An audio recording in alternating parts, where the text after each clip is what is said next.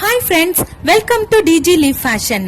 இன்னைக்கு நாம பார்க்க போறது கணவனோ மனைவியோ உங்களோட லவ் இந்த மாதிரி ஸ்நாக்ஸோட எக்ஸ்போஸ் பண்ணீங்கன்னா இன்னும் ரொம்பவே நல்லா இருக்கும்.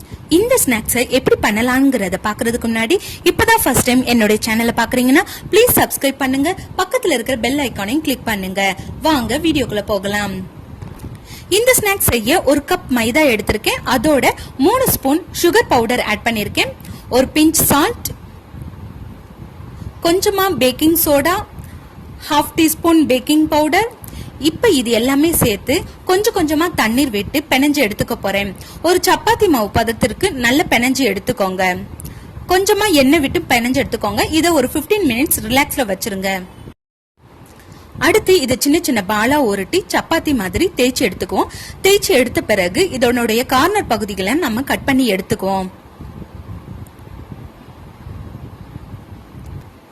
இதை கட் பண்ணி எடுத்த பிறகு என்ன பண்ண போறோம்னா ஒரு ட்ரையாங்கிள் ஷேப்ல நம்ம மறுபடியும் கட் பண்ணி எடுத்துக்க போறோம். அதை கட் பண்ணி அப்படியே வச்சுக்கிறேன். அதுக்கப்புறமா கொஞ்சமா நான் சாக்லேட் எடுத்திருக்கேன். நீங்க எந்த சாக்லேட் வேணாலும் எடுத்துக்கலாம்.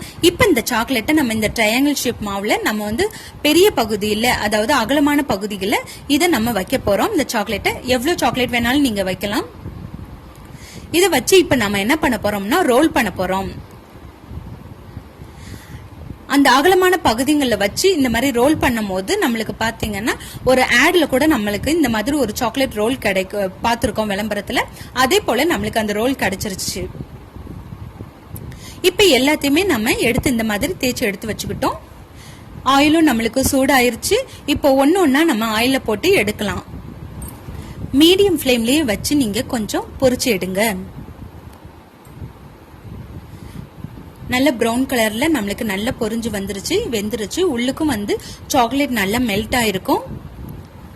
சோ இதை நம்ம அப்படியே எடுத்து வச்சுக்குவோம்.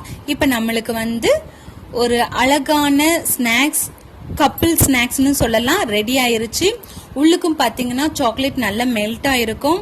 சோ உங்களுடைய லவபிள் பர்சனோட இணைஞ்சு சாப்பிடும் போது இந்த மாதிரி ஸ்நாக்ஸோட சாப்பிட்டீங்கன்னா ரொம்ப நல்லா இருக்கும்.